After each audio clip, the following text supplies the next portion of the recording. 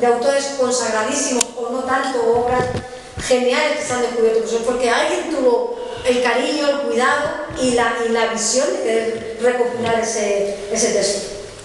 A mí uno de los aciertos que desde el principio veía en Antígona es que estrenaban publicaban las obras que se estaban estrenando, de manera que si tú no vivías en Madrid, por lo menos podías saber qué era lo que se estaba estrenando, qué era lo que se estaba, digamos, cuál era la situación o las inquietudes de los dramaturgos actuales en ese mismo momento, ¿no? Y yo no sé si eso es una dificultad añadida o una ventaja de poder, o sea, que yo como lector me parece una ventaja, pero no sé si desde el punto de vista editorial supone una dificultad, yo qué sé, porque los autores sean más reticentes a dar el texto por terminado o porque prefieren esperar a ver cómo funciona en el escenario antes de editar o qué.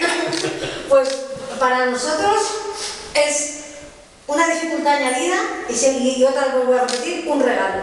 Pero es una dificultad añadida porque nosotros en Antígona no somos editores pasivos. No somos editores de mesa que estamos esperando que nos lleguen correos con texto para publicar. Nosotros salimos al escenario, o sea, salimos a los teatros, vamos a congresos, en los círculos donde se está generando nuevas dramaturgias. Al final, nosotros somos parte activa también de esa generación de otra pata de las artes escénicas. Lo que pasa es que nuestro trabajo no se ve en escena, pero se ve en las librerías, se ve en las estanterías de las casas, ¿no? Entonces sí, pues es una dificultad, porque te hace una cosa. Los autores de teatro a veces son muy reticentes, lo que te has dicho antes, sois muy reticentes a dar una obra por terminada. Ah, no, es que si no está estrenada, no sé si va a valer, si no va a valer. Bueno, siempre hay posibilidad de hacer una segunda edición ampliada y testada en el escenario, ¿no? Que esa dificultad también no la hemos encontrado. Así que cuéntanos un poco cómo te enfrentas tú a dar un texto por terminado. El otro día, cuando terminábamos la conversación, vino a saludarme alguien que la verdad que no recuerdo el nombre, lo lamento, y me hizo esa pregunta, dice, ¿cuándo das una obra por terminada? Y le dije, nunca. Y dice, ah, menos mal. Digo, nunca, y es verdad, uno tiene la sensación, y cuando el texto se va a llevar a escena, todavía más, que continuamente, que es un organismo vivo, que está continuamente pidiendo cambios, matices, tanto a la hora de ponerlas en escena, cuando ya se ha estrenado y estás viendo en el escenario o escuchando el texto y dices, no, tenía que haber, todavía puedo cambiar esto, esta palabra, no, esta frase, esta réplica, debería decirle a este personaje en vez del otro. O sea que es un organismo que está continuamente fluyendo. Y yo creo que la edición lo que ayuda es a fijar, ¿no? Digamos, a crear una edición príncipe que diga, no, ya está. Este es el momento el texto ya está aquí y ahora quien quiera hacer una versión que parta de este trabajo. Yo creo que esa reticencia viene un poco de ahí, ¿no? De ese miedo a dar por fijado algo con lo que uno nunca termina de estar del todo contento o que cree que siempre puede mejorarse un poco, ¿no? Pero también es un ejercicio de salud mental, de decir, bueno, vamos a renunciar ya a este texto y pasar al siguiente porque si no resulta enfermizo. Y es cierto que cuando yo he tenido que afrontar un segundo montaje de algún texto mío, ya es como hagan lo que quieran, hagan lo que quieran porque no puedo volver 7, 8, 10 años después otra vez al mismo texto que ya con toda la guerra que me dio durante el proceso de escritura y de cara a un primer montaje, ¿no? Entonces suelo ser bastante desprendido con lo que pase con el texto una vez que ya, digamos, ya ha sido fijado. La publicación también te obliga a revisar el texto con especial cuidado, ¿no? Porque dice, bueno, de aquí recuerdo la edición de Proyecto Fausto para la revista Primer Acto, que por un lado para mí era maravilloso poder editar en la revista que has leído toda tu vida, pero por otro lado era como, Dios mío, esto se va a quedar aquí fijado, ¿no? No, está poco acostumbrado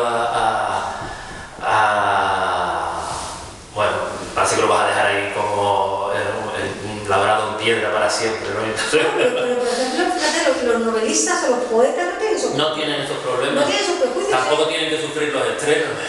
Bueno, pero hay que entender que no se también es Yo creo que es una cuestión más de hábito o de práctica que de otra cosa. Sí, de no tener la costumbre de asumir o de entender que un autor de teatro también es un escritor y que hay una parte literaria de la obra teatral, que es literatura dramática, que es lo que tiene que quedar fijado. ¿No? Yo siempre me imagino que los libros de nuestra editorial, los libros de teatro en general, son como los libros que aparecen en las películas de Harry Potter, ¿no? Esos que se abren y de repente se mueven, por dentro, ¿no? Se mueven, ¿no? Al final, en la publicación del texto teatral, los libros teatrales es la excusa, ¿no? Lo que se mueve luego dentro de ese texto son las múltiples posibilidades de interpretación que le darán cada director de escena. Pero para que se entienda que esa obra es tuya, tiene que estar escrito. Nunca vamos a escribir obras maestras, siempre... Es así.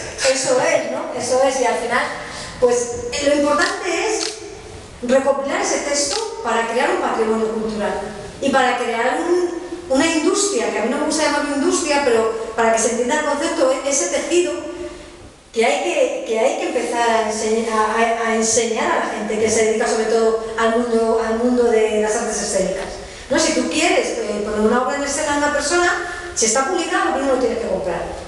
Luego lo tienes que leer con respeto. Luego tienes que pagar un derecho por hacer esa obra. Porque esa obra está firmada por una persona, ¿no? Y todo eso lo que va a generar es que el teatro en España tenga un peso más profesional. Sobre todo con respecto a la escritura, no hablo de las producciones, que las producciones son estupendas, maravillosas o no, pero no hablo de nivel de producción, digo de lo que es generar el patrimonio del literario. ¿No? Igual que un novelista, lo que decía antes, igual que un novelista cobra sus derechos de autor por los libros vendidos, los adelantos, pues esto es igual. Y luego, lo bueno que tiene el texto teatral es que es la excusa para luego construir lo que sea, si el autor da permiso. Entonces, bueno, que sea un texto definitivo, cerrado, eso no va a pasar. Nunca va a pasar, porque ningún texto es definitivo ni cerrado. ¿No? Todas las personas que escriban o que hayan escrito alguna vez que no publiquen, siempre revisan esos cuadernos. Siempre van a esas notas y tachan, anotan al margen, ponen... Nunca un texto está terminado. Yo tengo una curiosidad también, y es el caso que me parece interesantísimo y necesario, porque creo que tenemos un déficit de traducción de autores extranjeros, ¿no? Y me parece que hay mucha dramaturgia europea, sin ir más lejos, que o lo lees directamente en la lengua original o no tienes acceso. Y yo creo que Antígona está empezando a meter ahí una base importante, pero no sé en ese caso cómo es el trabajo de la editorial y las dificultades añadidas de trabajar con un autor no español. No español. Bueno, pues siempre es pelearse con los agentes.